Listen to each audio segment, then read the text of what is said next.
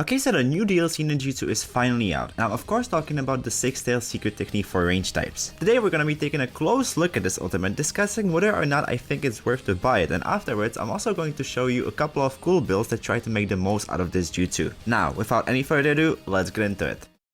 Okay, so probably the best place to start is explaining exactly what this secret technique does. You transform into the full form of the 6-tailed beast, creating bubbles around you that follow nearby enemies, exploding near them and dealing damage. Finally, you as the 6-tailed beast also create a huge bubble at your mouth and attack the targeted enemy with this massive bubble. I'll be honest, the first few times I used this jutsu I wasn't exactly impressed by it, as it's not a full KO even if everything hits, meaning you will have to target players with reduced HP if you want to guarantee a kill. That being said, over the course of recording for this video, the jutsu has kind of grown on me. I don't think it's the best secret technique in the game, not at all, not even for range types, but it's definitely viable in its own right. One of the best parts about this ultimate is the fact that the gauge doesn't take at all long to recharge, allowing you to use this technique 2 or even 3 times during a single game. Secondly, the bubbles can damage multiple opponents at once, meaning that if you use it at the right time, ideally in a crowded tight space, you can cause a lot of havoc in the enemy team and kill off more than one player if they aren't at full health. Also, even though the jutsu can obviously miss, it's pretty hard not to land it if you cast it close to the enemy, as the bubbles are big enough to not allow them an easy escape. Even with all of this said, I don't think that this secret technique is a necessity if you don't feel like buying it. Something like C4 Karuda is definitely better in my opinion, and basically does the same thing but with better efficiency. Nonetheless, turning into the 6 tails is definitely cool, and I can't say that I don't enjoy using this jutsu, because more often than not, it has resulted in a kill for me.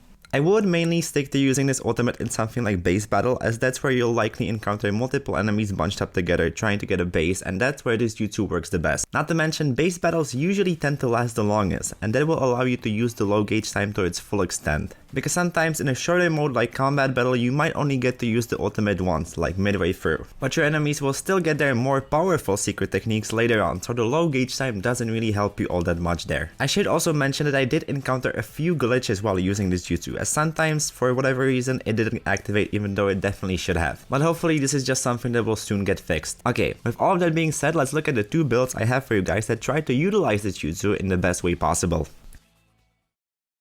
Just before continuing, I would like to thank you all, as we just recently reached 1000 subscribers, and I am genuinely so grateful to all of you. That being said, in case you're someone who hasn't subscribed yet, your help would be greatly appreciated too. So in case you enjoy the content on this channel and want to see more, then definitely consider hitting the subscribe button. Now, onto the builds.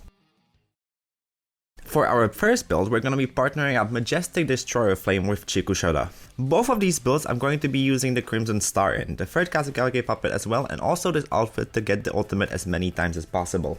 The main purpose behind this build is to maximize the damage output behind both the 6-tails jutsu and Majestic Destroyer Flame with the use of Chikushoda. In case you aren't aware, apart from making you invisible and not allowing enemies to log onto you, Chikushoda also boosts your very next attack after you use the jutsu, allowing you to make some pretty brutal combos. And that's exactly what we're going to be doing here, as the main combo in this build is incredibly simple. You will use Chikushoda and become invisible, then you'll target an enemy. In an ideal situation, you'll target more than one and fire off Majestic Destroyer Flame, either damaging the enemy or killing them immediately, especially if they are an attack or heal type with health below 50%. This melts enemies, and it's not hard to get a double or triple kill if you get lucky and stumble onto a pack of enemies with reduced health. Of course, once you execute this combo, you're not really left with anything else to do. Maybe use your Crimson Star, but that's about it. So your main job here is to do it from afar, kill a couple of people, and then do something else until your cooldowns recharge. Obviously, that is not the only time you want to be using Chikushoda, as you'll also use it before attacking with your ultimate, allowing it to deal more damage. Playing with this build is just honestly super fun. It's incredibly simple but does its job very well.